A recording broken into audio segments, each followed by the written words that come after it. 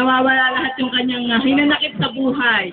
Na wag natin itinay. Alam natin yung sitwasyon na medyo talaga itong anak na ito ay nakapagbibigay sa kanya ng patuloy na kaaliwan. Amen?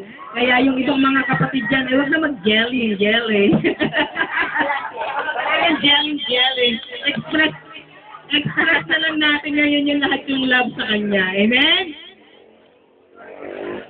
Ay, unang sa lahat, nagpapasalamat ako sa Panginoon dahil po ayaw umiyak, hindi ko mapigilan dahil isang blessing po sa Panginoon yung umabot siya ng 79. Nawa ko alam po yung kalooban ng Diyos sa nanay ko. Talaga pong ibinibigay ko siya sa Panginoon. Dahil po unang-una, dahil po sa kanya kami lahat ay nakakilala. At ang dalangin ko lang po sa nanay ko na nawa sa kalagayan niya ngayon, malinaw pa yung kanyang pag-iisip. Bagamat yung kanyang physical na katawan, hindi niya naigagalaw at akalakad. Pero talagang nakita ko nung nandun kami sa ospital. Nakita ko yung kung gaano kalakas yung pananampalataya niya sa Panginoon. Na sabi ko nga, Nay, magaling ka na. Sino ba ako nagpagaling sa iyo? Ang sabi niya sa akin, salamat Panginoon. Hallelujah. Sabi niya gano'n. Tapos sabi ko, Nay, alam mo, mabuti ang Diyos sa iyo. Dahil maraming problema, maraming sakit na may sakit sa puso na hanggang ngayon po talaga hindi siya ino-operahan. Yun lang po ay malaking bagay na po sa amin at lalo na sa Panginoon. Dahil po nakita ng Panginoon kung paano po siya naglingkod kahit na minsan medyo hindi maganda yung kanyang attitude bilang matanda. At talaga pong lahat naman po talaga ay yan po ang mararanasan natin lahat.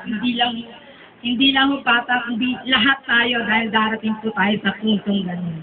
Kaya ang pinagpapasalamat ko sa Panginoon dahil sabi ko nga, hindi ko masisisi din yung mga kapatid ko na minsan napapagsalitaan nila ako, yung nagseselos.